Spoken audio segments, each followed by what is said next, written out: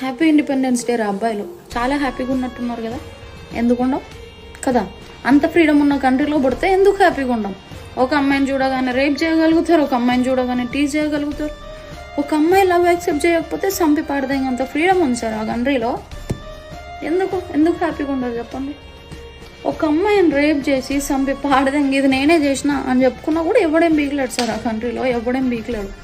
అమ్మాయి బాడీలో 150 grams of sperm దొరికిందంటారా, ఒక్కడుగా చేసింది ఒక 5-6 ఊరని తెలిసినా కూడా మేము ఏం బీగలేం.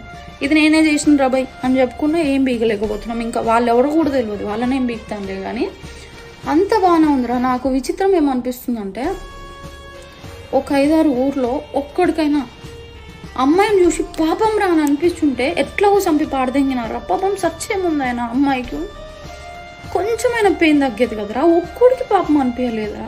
ఏం పాపాత్ములు రా మీరు, నీ బతుకులా.